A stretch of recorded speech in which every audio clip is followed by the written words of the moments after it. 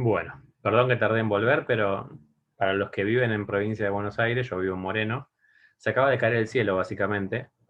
Hace 20 minutos empezó a llover muy fuerte y ¿quién fue el audaz que dejó la ropa colgada afuera? Claramente fui yo. Así que, nada, se está lavando de vuelta la ropa.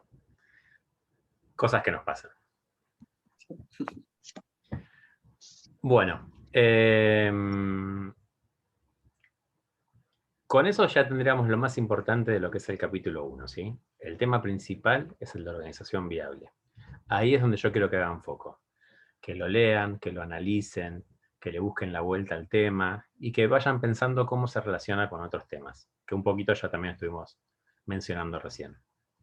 Esa es la parte central de la unidad 1. Bien. Pasamos a la unidad 2, en la cual la vedette de esta unidad, el tema principal es claramente paradigmas. El concepto de paradigmas es un concepto analizado no solamente por la administración, sino también por muchas otras disciplinas, y lo van a encontrar con distintas definiciones y con distintos análisis. Acá nosotros tomamos determinados autores que consideramos que son más pertinentes para la disciplina. El concepto de paradigma, para explicarlo muy sencillo, es la forma en la que cada uno entiende y analiza la realidad. ¿Sí? Es nuestra forma de poder decodificar esa realidad. Tenemos un primer autor, el cual no se menciona tanto en la bibliografía. Les voy a dar un concepto a ver que creo que les va a servir para poder cerrar después el concepto de complejidad y de simplicidad. Hay un autor, un filósofo llamado Thomas Kuhn, que habla del concepto de paradigma y lo que dice es que un paradigma es el conjunto de saberes y de conocimientos científicos que tiene una sociedad en un determinado momento. Estos saberes científicos que tiene una sociedad en un momento dado la llevan a que pasan a ser como una especie de conjunto dentro del cual se producen todas las soluciones de esa sociedad. Pero el concepto de paradigma tiene una trampa, y es que aquellas situaciones que caen fuera de este paradigma, no solo no tienen solución, sino que no las vemos y las incorporamos dentro del paradigma. Las llevamos para que sí tengan explicación con nuestro propio paradigma. ¿Sí? Es decir, aquello que no encaja del todo, le busco la vuelta para que encaje. El novio que quiere justificar que la novia llegó a las 5 de la mañana borracha y con un chupón en el cuello y quiere decir, no, lo que le pasó es... y le busca la vuelta para que coincida con lo que él quiere, bueno, este es el efecto de paradigma. ¿Sí? Esta cuestión de me cierro en lo mío y cualquier cosa que suceda afuera no la veo. Esto pasa en la ciencia. Durante mucho tiempo, aquellas teorías que escapan a lo que científicamente está aprobado en un momento, se las consideran locas, se las consideran erradas y se las desecha. Hace muchísimos años se consideraba que el planeta Tierra no era redondo. Bueno, hoy tampoco es redondo, es geoide, que es un concepto muy interesante, porque el planeta Tierra tiene forma de tierra, porque no es del todo redondo.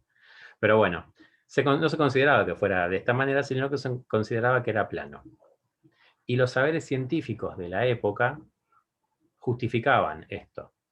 Si hay algún alumno terraplanista entre los presentes, no les va a gustar esta parte de la clase, quiero que sepan. Se justificaban todos los hechos que ocurrían en esa sociedad a partir de entender que el planeta era plano y no que era redondo. Entonces, cuando había ciertos hechos que no coincidían del todo, se les daban explicaciones científicas de por qué sucedían de esa manera. Les cuento más o menos cómo era. Yo les voy a dibujar lo que era el planeta Tierra en esta época.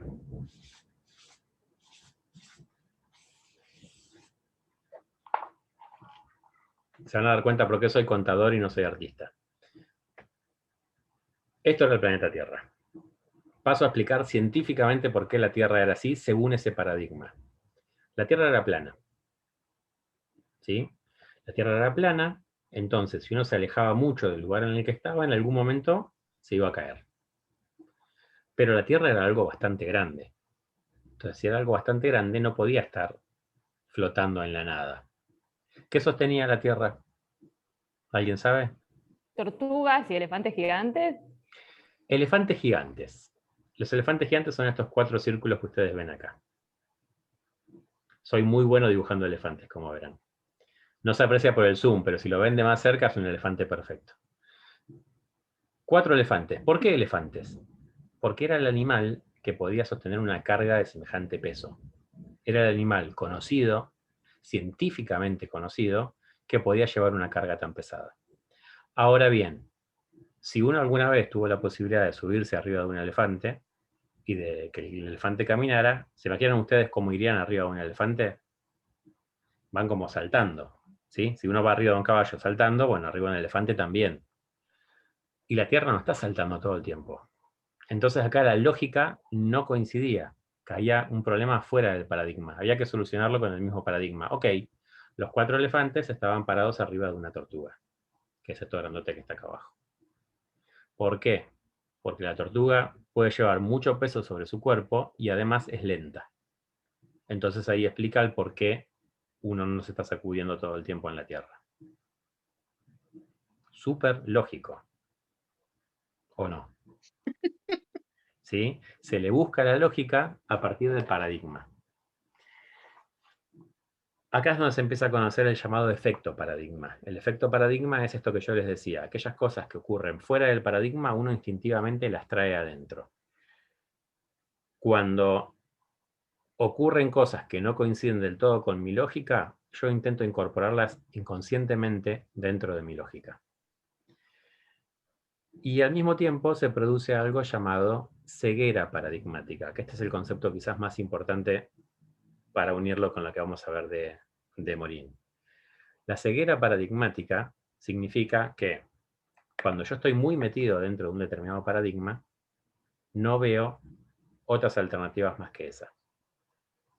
Esta idea de mundo, esta idea de cómo era la Tierra, después fue reemplazada por otra, lo cual nos muestra que se pueden producir quiebres de paradigma, y esos quiebres de paradigma nos modifican toda la visión que tenemos de la realidad. ¿Por qué es importante esto en la administración? Porque básicamente lo que nos está diciendo es que nada es determinante, de que nada es seguro, de que lo que hoy nos parece que es de una determinada manera, no necesariamente tiene que ser así. Quizás pueda haber otra mirada, otro paradigma que nos permita verlo de otra manera y que cambie radicalmente la forma de entender esa situación. Hace 30 años, si una empresa quería ser grande, tenía que tener muchas sucursales y tenía que tener muchos empleados. Hoy por hoy hay empresas que son muy grandes y que tienen 15 empleados y que no tienen un lugar físico donde radican. Antes, para llegar, yo tenía un comercio y quería llegar hacia otros lugares, tenía que abrir sucursales, sí o sí. Hoy ya no es necesario. Hace 30 años, si ustedes se fijan cuáles eran las empresas que más dinero manejaban en el mundo, se encontraban entre esas empresas principalmente bancos y empresas petroleras. Hoy por hoy son todas empresas de sistemas, las compañías más importantes del mundo, junto con los bancos. Los bancos nunca fallan, ¿sí? Pero cambia el modelo de negocio, cambia el paradigma, cambia el entendimiento de esa realidad. Y entonces uno tiene que cambiar con ese paradigma. La idea de trabajo, el último año y medio nos ha cambiado mucho. Yo hace un año y medio que no voy a trabajar a mi oficina. Hace un año y medio que estoy en mi casa. La idea de dar una clase ha cambiado completamente para mí. ¿Por qué? Porque hace un año y medio que no veo físicamente a un alumno. Los veo a través de cuadraditos.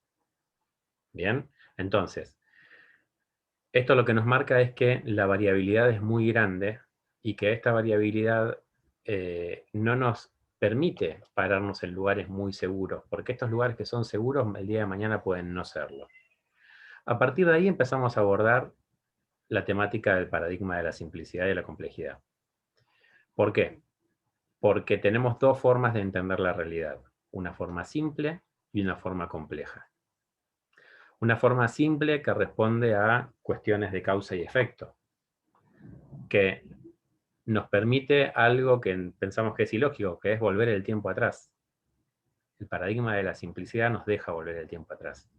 Yo tengo la posibilidad de pensar que una solución que apliqué hace un año la puedo aplicar de vuelta hoy. Ese es el paradigma de la simplicidad.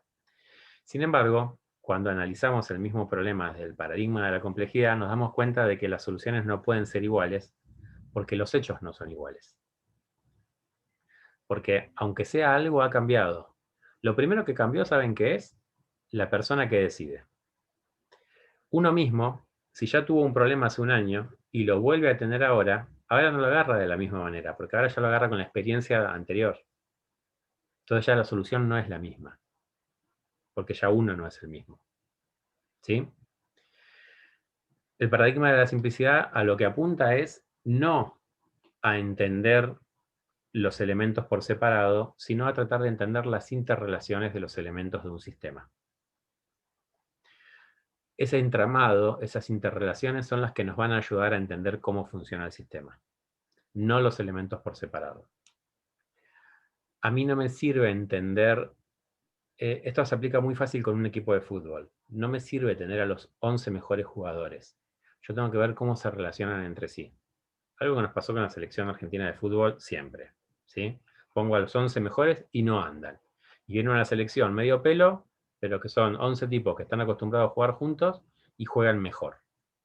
Y uno dice, ¿cómo puede ser esto? Bueno, porque lo importante es el entramado que se genera entre esas partes.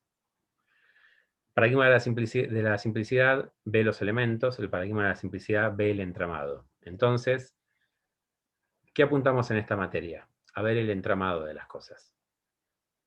No sirve solamente analizar una organización por separado. Es decir, por ejemplo, no sirve solamente mejorar el área de ventas o mejorar el área de compras o analizar el área de producción de una empresa. Yo tengo que analizarla como un todo. Y ese todo incluye todas las interrelaciones que hay en esa empresa. Porque puedo tener una muy buena área de ventas, pero si el área de producción es deficitaria, yo voy a vender bien, pero vendí 1 millón de unidades y fabrico 100.000 por año. Pero yo vendí 1 millón ahora. Bueno, pero a 10 años, dentro de 10 años la vas a tener. Es necesario ese entramado, esa interrelación, para poder hacer que el sistema funcione bien. ¿Sí? A eso apunta el paradigma de la complejidad. Por eso digo, es una forma distinta de entender la realidad, de entender el mundo. Y obviamente de entender a las organizaciones. Las organizaciones son sistemas complejos, que tienen muchos entramados, muchas interrelaciones internas y hacia afuera. Miren, la mayoría de las veces que uno habla de administración, sobre todo los primeros autores que hablaban de administración, se analizaba la organización por dentro. Pero había ciertos temas que no se tocaban nunca. Por ejemplo, el tema de política. Política de la organización. Por ejemplo, entender cómo funcionan los distintos círculos de poder en una organización. Y son temas que generalmente no se tocaban. Yo trataba de ver cómo hacía para mejorar áreas, cómo hacía para producir mejor, cómo hacía para controlar mejor, cómo hacía para vender mejor. Pero no se analizaban los centros de poder y yo puedo tener el mejor circuito de ventas, pero si tengo un problema con el sindicato de la empresa, seguramente me va a ir mal, porque es un centro de poder muy importante. O si hago todo muy bien, pero tengo problemas con la FIP, que es otro centro de poder, también me va a ir mal. ¿Sí? ¿Se entiende la idea? Entonces es analizarla a la organización como un todo, con todas sus interrelaciones y con todo su entramado. A eso apunta el paradigma de la complejidad. Los principios, me parece que quedaron, díganme ustedes si quedaron claros o no con el video que envié. Bueno, ya La compañera me comentaba que sí, pero no sé los demás si les quedó claro o si tienen alguna duda de los principios de los paradigmas.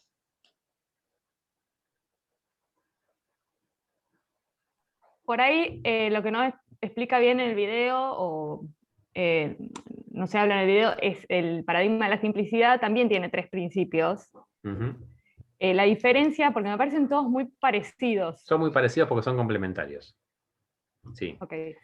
Tenemos el principio, Cuando volqué el ejemplo me parecía como que estaba una y otra vez diciendo lo mismo. claro, porque la disyunción, que es dividir al sistema, o en este caso a lo que estamos analizando, es dividirlo ¿para qué? Para simplificarlo.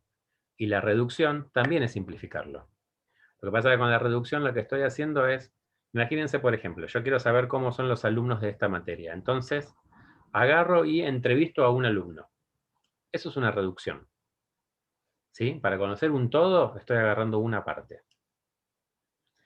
Pero para reducirlo ya de antemano lo separaste. Lo tuve que separar, exactamente. Por eso es que uno se complementa con el otro. El tercer principio es el de la unidimensionalidad, que tiene que ver con mirar las cosas desde un único punto de vista. ¿Sí? Desde analizarlo desde una sola perspectiva. Es como que agarra una persona y la analiza un traumatólogo. El traumatólogo la va a ver solamente desde una parte. La ciencia está dentro del paradigma de la simplicidad. ¿Sí? La medicina se maneja con el paradigma de la simplicidad. Se maneja con la disyunción y se maneja con la reducción. Cuando yo tengo tantas especialidades, es porque lo que estoy haciendo es separando al ser humano, que es uno solo, en partes más simples para poder analizarlas por separado. Sin embargo, necesitamos de algún médico generalista que nos ayude a unir todas esas partes.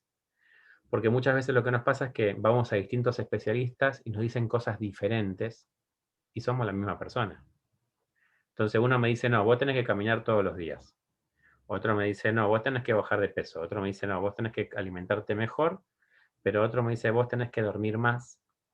Y pero si yo duermo más no puedo salir a caminar. Y eso quizás me hace que aumente de peso.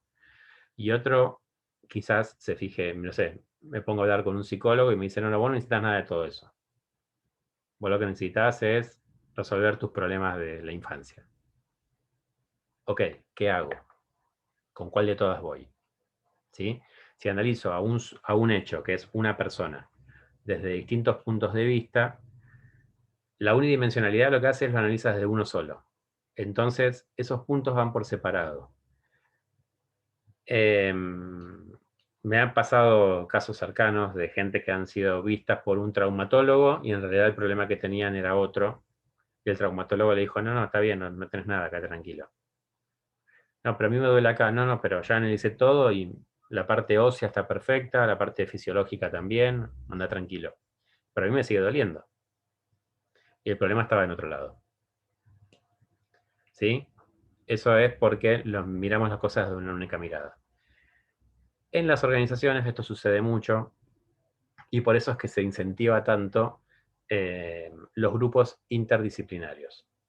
Los grupos interdisciplinarios lo que buscan justamente es romper con el concepto de paradigma. Es lograr que las distintas visiones nos lleven a un paradigma un poco más grande. Si yo tengo trabajando a un ingeniero, a un contador, a un psicólogo, a un licenciado en administración, voy a tener a un abogado, voy a tener distintas miradas de un mismo hecho. ¿Sí? Si se accidenta un trabajador, el abogado va a ver cómo hace para cubrir a la empresa con ese accidente. El contador va a ver cómo hace para contabilizar el posible daño que podamos tener acerca de lo que pasó con ese empleado. El ingeniero va a ver qué fue lo que falló en el proceso para llevar a ese problema que hubo. Ante el mismo hecho tenemos 3 miradas, entonces yo necesito tener todas las miradas. No puedo contratar 50 profesionales, pero sí la idea es lograr con distintas miradas conocer un poco la realidad de una manera un poco más real, un poco más cierta, y no quedarme solamente con una única mirada. ¿Se entiende? ¿Sí? Sí, Veo, claro. No. veo caras que no sé si es que se entiende o no, por eso pregunto. Bueno, Sí, sí, se entendió ¿se entendió? perfecto ahora. Bien. Bueno, con eso ya tendríamos también lo más importante de lo que es el capítulo 2. Y la unidad 3 y la unidad 4 realmente son para leer, no tienen... O sea, los temas más complejos están en las primeras 2 unidades. La unidad 3, el concepto principal es el aprendizaje y cómo aprenden las organizaciones. Y es observar distintas formas que tienen de aprendizaje las organizaciones. Junto con esto, junto con el aprendizaje, va el concepto de liderazgo. Ahí sí quizás nos podemos detener un poco simplemente en explicar qué es el concepto de liderazgo, que no está explicitado en ninguna parte del texto. ¿Qué es el liderazgo en sí? Solemos confundir liderazgo con líder, ¿sí? Y no es lo mismo. Líder es una parte del liderazgo. El líder es una persona, es un sujeto. En cambio, el liderazgo es una relación. Y es una relación que se produce entre al menos 2 partes. Para que haya liderazgo tiene que haber por lo menos 2 partes. Una es el líder y la otra parte son los liderados. Y es una relación de igualdad. Uno va a decir, no, pero el líder siempre tiene más poder que los liderados. Y la respuesta es que no. El líder tiene poder porque el poder se lo dan los liderados. Si no, no sería líder. Si en este momento, no sé, por nombrar a alguien, Tomás dice, bueno, ahora vamos a hablar de tal tema y yo quiero que hablemos de matemática mejor.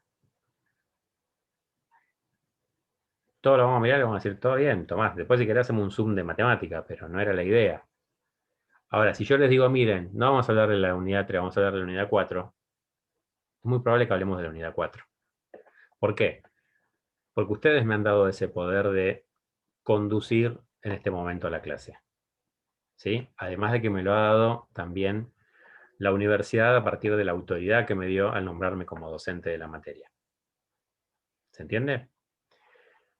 Pero no es lo mismo que lo diga una persona que lo diga otra. ¿Por qué? Porque una está legitimada por los liderados y la otra no. Entonces, es necesaria que estén las 2 partes. Y el liderazgo es la relación, es decir, cómo se lleva a cabo esa relación. No es cómo es la persona. Muchas veces caemos en entender, cuando hablamos de liderazgo, de, bueno, las primeras teorías sobre liderazgo decían que un líder tenía que ser. Según un autor del año 1900, según Taylor, la idea de liderazgo que tenía era que era una persona que sabía mucho de un tema, que tenía voz de mando, que era hombre, que era grandote, que tenía voz gruesa y seguramente tenía bigotes. Hasta había una cuestión física de lo que era un líder. Ahí estamos hablando de líder, no de liderazgo. ¿Cómo ejercía el liderazgo ese líder? Bueno, era un líder autoritario, era un líder que marcaba las pautas, era un líder que ejercía mucho el control. Esto de mando y control estaba muy, muy exacerbado, ¿sí? Yo daba una orden y se tenía que cumplir. Y controlaba que se cumpla. Y si no, había una sanción al respecto. Ese es el liderazgo. Todo lo demás son características del líder.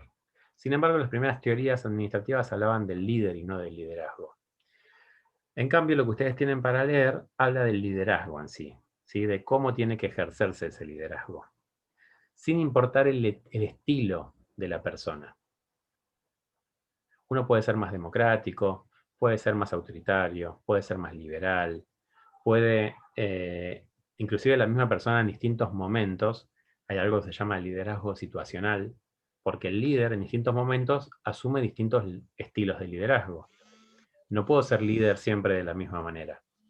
Generalmente, ante una crisis, el líder pasa a ser autoritario. ¿Sí? Imagínense ustedes, hay un incendio en un edificio.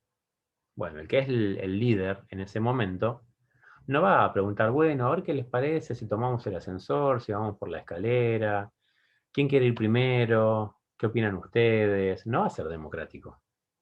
Quizás después en el ámbito laboral es el tipo más democrático del mundo. Ahora, ante la crisis, muchachos, salimos todos por la escalera, van en fila de 2 en 2, yo voy primero, el que va último tiene que avisarme cuando llego al final, y se hace así o se hace así. En una empresa pasa lo mismo. Sí, Profesor, el tema de liderazgo también hoy pasa por las organizaciones en función al estatuto constituido, es decir, hay un líder que tiene que ejercer un liderazgo, pero basado en una planificación ya estructurada.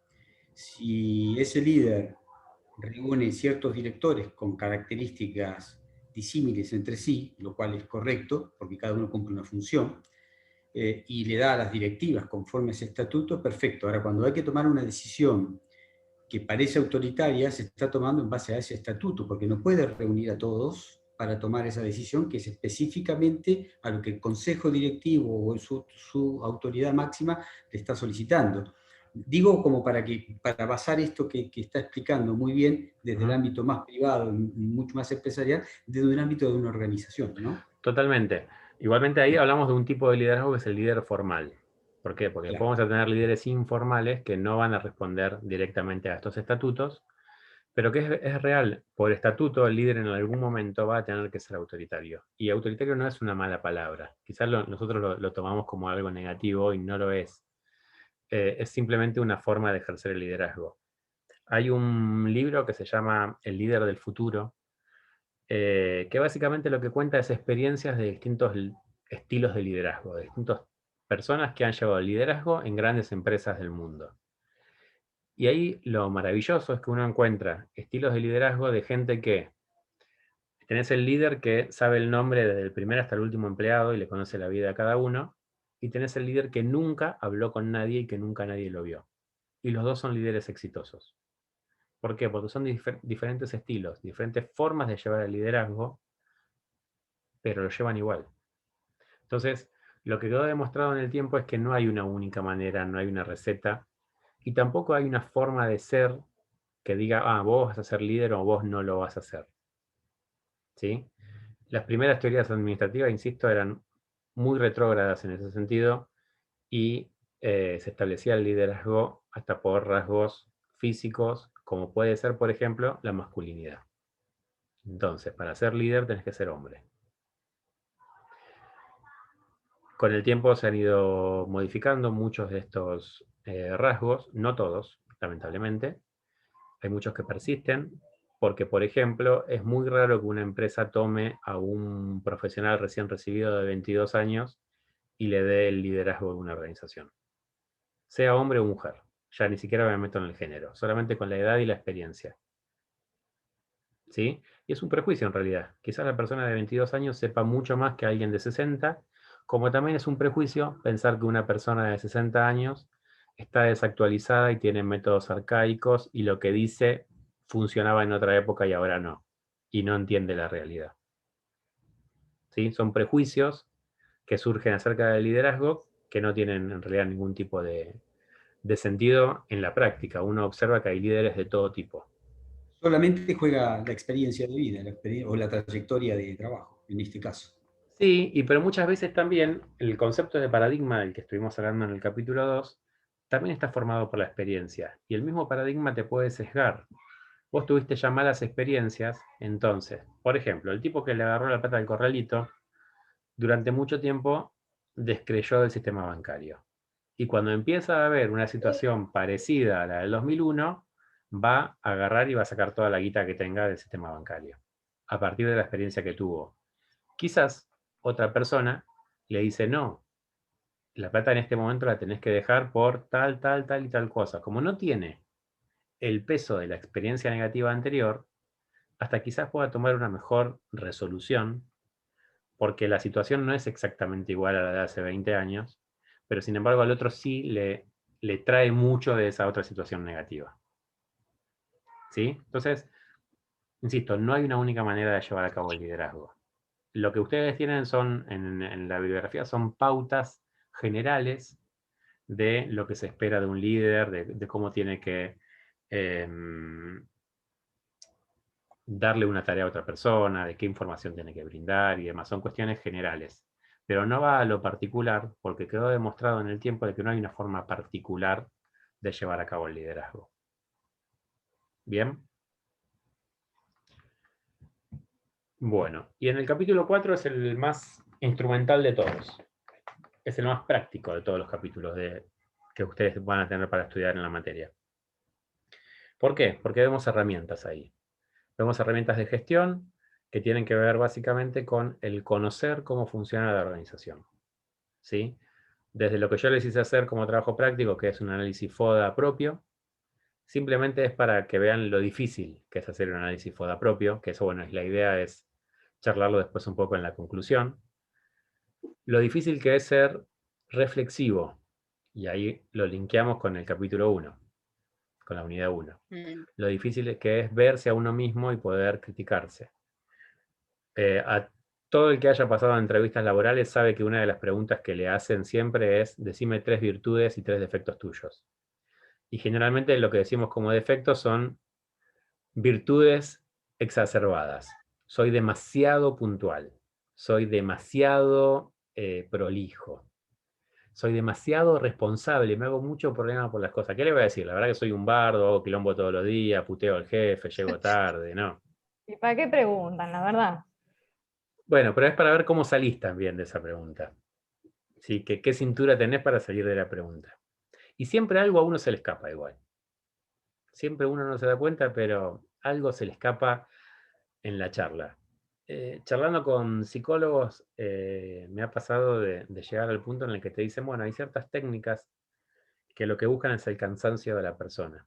Cuando la persona se cansa, empieza a hablar y empieza a decir lo que realmente le pasa. Por ejemplo, en la terapia con los chicos. Los hacen jugar durante 1 hora y media y a inventar cosas. Inventan. En algún momento la inventiva se le acaba. Cuando se le acaba la inventiva al chico, empieza a tomar hechos de la realidad para seguir jugando. Entonces empieza a contar cosas de, no, porque un compañerito me molestaba. Este es Juancito, mi compañero que siempre me molesta. Y ahí empezó a contar. Entonces te gana por cansancio. Bueno, es una técnica que se utiliza en psicología y que, bueno, quizás tenga que ver en esto, en las búsquedas laborales, esas entrevistas eternas que a uno le hacen, pero algo siempre se saca de la personalidad de la persona que estamos entrevistando. Una entrevista laboral de la que está hablando sería como un principio de simplicidad, volviendo a los capítulos anteriores. Sí, sí, porque estás llevando a la reducción a la persona. Estás tratando de simplificarla para poder decir, bueno, vos sos proactivo. Una palabra que está muy de moda, que no sabemos bien qué significa. No sabes si tiene algún tipo de problema la persona o simplemente es un rasgo de que, nada, le gusta trabajar. Sos proactivo.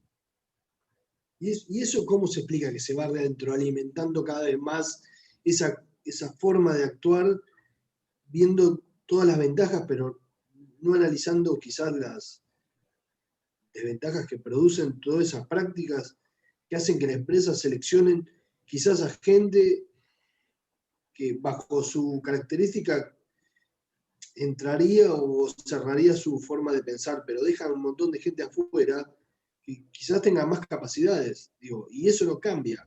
Más allá que no es el tema de la... Claro, lo que pasa es que ahí tenés un tema de costo-beneficio y realmente el costo de generar un proceso de selección que sea exacto y perfecto, lo perfecto te va en contra de tus costos y te va en contra también del momento. Te puede llevar mucho tiempo hacer una selección de personal. Lo llevo, no sé por qué se me ocurrió esto, perdón, pero me fui al carajo ahora. Lo llevo a otro tema que nada que ver. Yo siempre pienso, yo quizás hubiera sido muy bueno en lanzamiento de jabalina. Lo que pasa es que nunca lancé una jabalina y no lo sé. Entonces no sé cuáles son mis potencialidades al respecto. Y en una entrevista laboral, cuando vos desechás ciertos perfiles, quizás tenés a alguien muy bueno, pero que ni él lo sabe, ni vos lo sabés. Entonces, nada, por eso digo, es un tema de costo-beneficio porque no podés tener la exactitud de decir, esta es la persona que va. Se trata de hacer a través de ciertos parámetros, de decir, bueno, más o menos el perfil es adecuado a esta tarea o no. Yo trabajo en la universidad, en la parte presencial. Soy jefe del departamento de alumnos. Y una vez, bueno, en la universidad no tenemos proceso de selección de personal. Como buen organismo del Estado, las personas llegan. Uno no sabe, pero llegan. ¿Sí? Te dicen, acá tienes a alguien para trabajar con vos. Ok. Yo suelo hacer la inducción. La inducción es ese proceso en el cual uno le dice, bueno, mira, acá trabajamos de tal manera, se busca tal cosa, como una especie de presentación y pantallazo general de lo que es el lugar de trabajo. Y un día con una persona que estaba incorporándose al equipo, empezamos a hablar, qué sé yo, y en un momento me dice, sí, yo en realidad toco el saxo, y bueno, nada, estoy viendo para entrar a un conservatorio. Yo así como era, digo, che, qué bueno lo del conservatorio, ¿y en qué horario es el conservatorio? Y era en el mismo horario que el trabajo. Y ella daba clases de saxo y tocaba en una banda. Claramente, esta chica no iba a durar nada en el trabajo, porque no era el perfil de ella. Estaba ahí porque tenía que laburar. Entonces, prejuicio de mi parte quizás, yo dije, listo, no me voy a matar acá, voy a brindarle tareas sencillas, tareas que requieran poca capacitación sobre todo, porque no voy a invertir mucho tiempo acá, porque no creo que dure mucho tiempo. A los 6 meses se fue, a los 6 meses renunció. No sé si porque yo le di tareas boludas o porque realmente el perfil de ella no daba para el lugar. Nunca sé qué es primero, si el huevo o la gallina. Pero la verdad que el perfil no me daba. No daba la sensación de que quisiera estar en ese lugar. No había música en el ambiente como para que ella estuviera ahí. No era el perfil. Entonces, vos decís, bueno, quizás estuve desaprovechando a alguien. Puede ser, pero tenés que tener algún parámetro objetivo, o en realidad es subjetivo, pero algún parámetro para poder determinar qué haces con un determinado empleado. Si lo tomás, si no lo tomás, qué tarea le vas a dar. Eso te lo digo desde mi experiencia. Obviamente que otros pueden tener otras experiencias. Bien. Bueno, les decía, capítulo 4 es lectura. No tiene más que lectura. ¿Sí? No se metan con los arquetipos sistémicos. Es algo que cuatrimestre a cuatrimestre me olvido de sacarlo de la materia. ¿Sí? Está tanto en el capítulo 3 como en el capítulo 4, arquetipos sistémicos. Bueno, táchenlo. Porque realmente no es algo en lo que podamos profundizar en la materia y no es algo que tampoco vamos a utilizar como herramienta para relacionar con otros conceptos. Sí, el análisis FODA, la matriz BCG, la cruz de Porter, las distintas herramientas, la herramienta de problematización, que es muy interesante, ¿sí? Cómo se define un problema. La mayoría de los problemas de las organizaciones es cómo definen el problema. Porque definimos síntomas y no problemas reales. Los arquetipos sistémicos, son muy abstractos. Entonces Exactamente. Porque en realidad faltan desarrollar más. Es complejo entenderlo minuciosamente y bien, porque hay mucha abstracción. Son estructuras repetitivas en las organizaciones, pero faltan desarrollarlos más y no es a lo que apunta la materia. En algún momento lo utilizamos, pero cuando era solamente una materia para administración de empresas. Pero no, al ser una materia transversal, realmente no suma en la mayoría de los casos. Entonces, por eso les digo que no le vamos a dar mucha bolilla. Profe, falta un minuto. Bueno, les consulto, ¿cómo están? ¿Quieren seguir un ratito más? Con esto ya más o menos estamos. Como ustedes me digan.